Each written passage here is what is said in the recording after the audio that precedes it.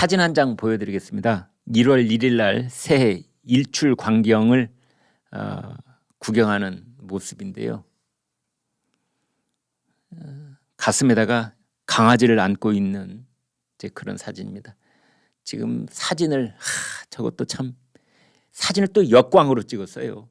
해를 바라보고 사진 찍으면 저렇게 얼굴이 까맣게 나오는데 저걸 좀 얼굴이 좀 보이도록 찍는 방법이 있기는 있습니다. 네, 아무튼 찍었습니다. 그 오른쪽에 문재인 대통령이고 왼쪽에 김정숙 여사입니다. 그리고 지금 가운데 부분 까맣게 돼서 안 보이실런지 모르겠는데 문재인 대통령 부부가 키우고 있는 강아지 토리입니다. 토리. 이제 이것을 소셜 미디어에 올렸습니다. 근데 반응들이 이렇습니다. 파양 논란을 빚었던 문 전 대통령이 토리를 안고 있는 사진을 또 올리면서 관련된 정치권 논란이 신경 쓰지 않는 듯한 모습을 보이려 한 것이라는 해석도 나왔다 그러는데 저희 시청자들께서는 이런 말씀 많이 하시더라고요. 놀라운 정신세계다. 문재인 대통령 부부의 놀라운 정신세계. 대개 물론 개를 안 키우시는 분들도 있지만 우리나라 개 키우시는 분들이 수천만 명인데요. 개를 키우시는 분들 대부분은 반려견은 거의 가족입니다. 가족. 그런데 정부가 지원금 안 준다고 그 가족을 내쫓았지 않습니까? 문재인 전 대통령은. 그런데 또 다른 강아지를 품에 안고 해돋이를 하는 사진을 딱 SNS에 올리고 있습니다. 아무리 이해를 하려고 해도 이해할 수가 없다. 그래서 문재인 전 대통령 부부의 놀라운 정신세계다. 보통 사람 같으면 키우던 강아지를 어찌어찌해서 더 이상 키울 수 없게 됐을 때 이제 뭐 가령 입양기관에 위탁을 했다고 했을 경우에 괴로워서라도 저런 사진 못 찍을 겁니다. 정 사진을 찍으려면은 예전에 그 키우던 개와 함께했던 사진을 찍을 수밖에 없을 텐데 아무튼 저 사진을 찍었습니다. 또 문재인 전 대통령이 신년사를 내놨습니다. 참 이런 것도 저는 이해를 못하는 것이 아니 잊혀진 대통령이 되고 싶다면서 신년사는 왜 내놓습니까? 잊혀지려면은 이런저런 발언을 좀 안 해야 될 텐데 내놨습니다. 신년사에서 이렇게 말했네요. 치유되지 않은 이태원 참사의 아픔과 책임지지 않고 보듬어주지 못한 못난 모습들이 마음까지 춥게 합니다. 경제는 어렵고 민생은 고단하고 안보는 불안합니다. 윤석열 정부를 못난 사람들이라고 했네요. 네. 그래서 이제 여당 쪽에서는 악담이 가득하다. 존경받을 권리를 차버렸다. 이런 반응을 보였는데 11시 김광일 쇼한테 코멘트를 하라면 전임 대통령으로 이런 발언을 하는 것은 국민들께 매우 무례한 행동이다. 이렇게 요약하겠습니다. 북한 김정은이 북한군 서열 1위인 박정천 당 중앙군사위원회 부위원장, 당 중앙군사위원회 위원장은 김정은입니다.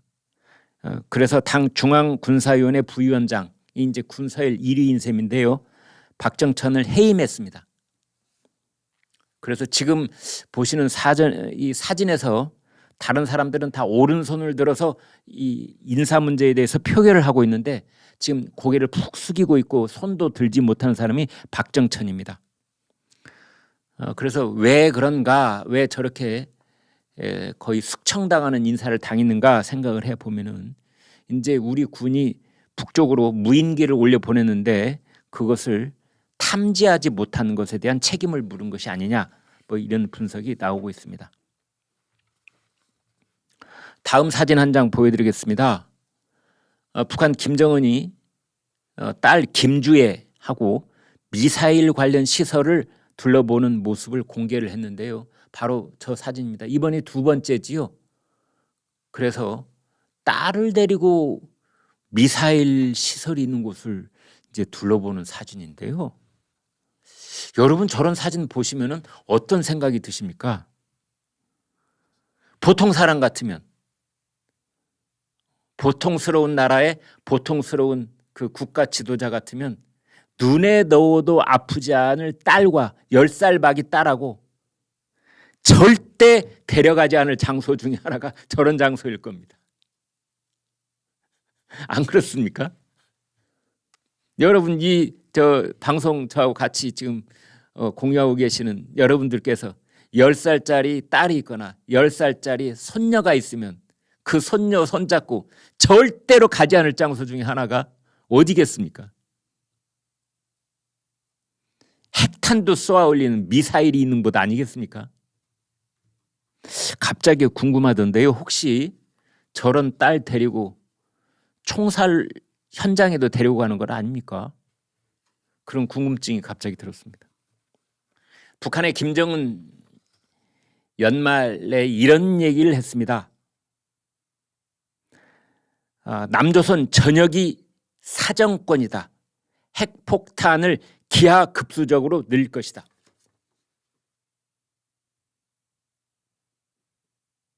김정은 남 전역 사정권 핵탄 기하급수적으로 늘릴 것. 김정은이 또 뭐라고 했느냐? 남조선은 우리의 명백한 적이다. 이렇게 말했습니다. 그래서 여기에 대한 시청자들 반응을 제가 쭉 봤더니 이제는 뭐 우리의 주적이 북한이다 아니다 뭐 주적에서 주자를 빼고 그냥 적이라고만 표현을 하자커니 말자커니 문재인 정권 5년째부터 계속 이어져 내려온 이런 논란, 이제 더 이상 여기에 대해서 더불어민주당이고 정의당이고 어떤 정파 세력도 이제 시비 붙을 수 없다. 아니 김정은이 남조선에 대해서 우리의 명백한 적이라고 했는데 우리는 북한 적이 아니라고? 이제 그렇게 말할 수 있는 논거는 다 사라졌다. 우리에게도 명백한 주적이 북한이다. 이렇게 말씀드릴 수가 있겠습니다. 김정은은 대한민국 전역이 사정권이라고 하는 이런 노골적이고 협박의 목소리를 계속 이어가고 있습니다. 여기에 대해서 우리 국방부는 이렇게 말했습니다. 우리 국방부는 여기에 대해서 북이 핵 사용을 시도할 때는 김정은 정권이 종말을 맞게 될 것이다. 종말에 처하게 될 것이다. 그 옆에 제가 연필로 메모를 해놨는데 윤석열 대통령이 이런 말을 했죠. 압도적으로 우월한 전쟁 준비. 압도적으로 우월해야 된다. 그래야 한반도에 항구적인 평화를 보장할 수 있다. 특히 공산주의 국가와 대립하고 있을 때는 압도적인 힘을 갖지 않으면 평화가 유태로워진다. 이건 만고불변의 진리입니다. 공산주의라는 세력이 이 지구상에 씨앗을 뿌린 이래로 이것은 변함없는 진실이다. 공산주의와 대화를 하기 위해서는 그들보다 압도적인 힘을 갖지 않는 한, 그들이 갖고 있는 힘의 5배, 10배 이상 힘을 갖고 있지 않는 한 평화는 깨지고 만다. 그래서 윤석열 대통령이 압도적으로 우월한 전쟁 준비를 해야만 평화가 유지될 수 있다고 얘기한 겁니다. 역대 어느 대통령도 감히 전쟁이란 말을 입에 올리지 못했는데 윤석열 대통령은 그 직설적인 성격 그리고 지금의 위중한 상황 속에서 이 단어를 더 이상 피해가서는 안 된다라는 생각을 한 겁니다. 그래서 전쟁 준비라고 명백하게 딱 꼬집어서 이야기를 한 겁니다. 저는 사실 유튜브 방송을 통해서 몇 년 전부터 저 역시 때로는 좀 외로운 목소리이긴 하지만 제가 줄곧 줄기차게 주장해온 바가 있는데 대한민국도 핵무장을 향한 그 길을 걷기 시작해야 된다. 그래서 제가 그런 얘기를 여러분 기억하시는 시청자분도 계실 겁니다. 핵무장을 위한 민간연구소를 우선 세워라. 정부 차원에서 핵무장을 위한 그 국가 차원의 어떤 계획을 세우기 시작하면은 국내적으로 유형무형의 압박이 올 가능성이 있으니까 일단 민간 경제, 민간 연구소, 민간 군사 연구소부터 세워라. 그래서 우리가 핵무장을 할 때까지 기간은 얼마나 걸리겠는지, 기술적으로는 어떤 문제를 해결해야 우리가 핵무장을 할 수 있겠는지, 핵무장을 할 때 플루토늄을 어떻게 우리는 조달할 수 있겠는지, 우리가 핵무장을 공식적으로 선언했을 때 미국은 어떻게 나올 것이며, 일본은 어떻게 나올 것이며, 중국은 어찌할 것이며, 러시아는 어떻게 나올 것인지, 전 세계적으로 우리를 향해서 어떤 경제적 압박이 있을 것인지에 대한 민간 차원에서 연구를 차근차근 해가자, 이런 제가 주장을 해왔는데, 오늘 주간조선 커버스토리 하나 보여드리겠습니다. 전 이상희 국방장관이 이렇게 말했습니다. 이제 핵무장 로드맵을 밟자. 로드맵이란 건 뭡니까? 설계도를 만들자. 이제 핵무장의 길로 첫 발을 내딛자, 이런 뜻입니다. 그 커버스토리 안에 있는 기사부터 여러분께 공유를 해드리겠습니다. 이렇게 되어 있습니다. 제목, 커다란 제목 보이시죠? 독자적인 핵무장을 준비해야 미국과의 핵 공유가 가능해진다.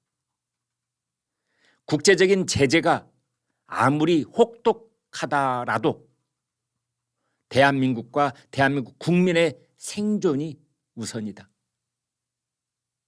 기가 막힌 말입니다. 기가 막힌 말입니다. 우리가 독자적인 핵무장 능력을 갖추기 위해서 첫 발을 내딛어야만 미국하고든 나토하고든 서방 세계와의 핵 공유가 가능해지는 것이다. 우리가 이렇게 두 손 놓고 있다고 해서 미국하고 자동적으로 핵 공유의 길로 간다? 꿈 깨라, 이런 뜻입니다. 그 밑에 제재가 있을 것이다. 어쩌면 우리 경제 성장이 잠정적으로 뒷걸음칠 수도 있을 것이다. 그러나 그렇다 하더라도 그러한 것들이 우리 민족의, 우리 국민의, 우리 영토의, 우리 국민과 국가의 영구한 생존보다 앞설 수는 없는 것이다.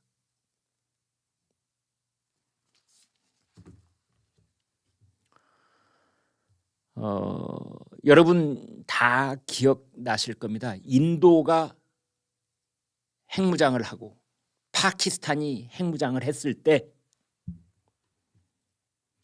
그때 국제사회가 엄청난 경제 제재를 했습니다. 이른바 핵 확산 금지 조약 NPT를 어겼다. 그래서 제재를 했는데 그거 1년 이상 안 갔습니다. 1년 이상 안 갔습니다. 국제사회의 반응은 대략 그런 시간표를 따라서 흘러가게 마련입니다. 이스라엘이 핵무장을 했다고 해서 이스라엘 제재합니까? 북한은 워낙 제재를 받고 있었기 때문에 핵탄두를 100개, 200개 개발을 해도 경제 제재의 효과가 거의 없는 겁니다. 그리고 북한에게서는 중국과 시진핑, 러시아와 푸틴이라는 뒷배가 있는 겁니다. 지금 이상희 전 국방장관 얘기는 국가적인 핵무장 로드맵이 시작이 되면은 국제사회에서 제재를 하겠다는 그런 여론이 생길 것이다. 그리고 실제적으로 제재가 부분적으로 생길 것이다.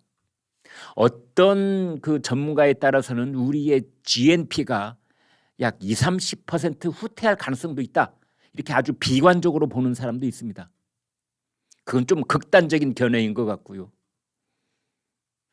그런데 이상희 전 국방장관의 주장은 아무리 그렇다고 해도 그것이 우리 국민들의 생존보다 앞설 수는 없다. 이런 말을 하고 있습니다.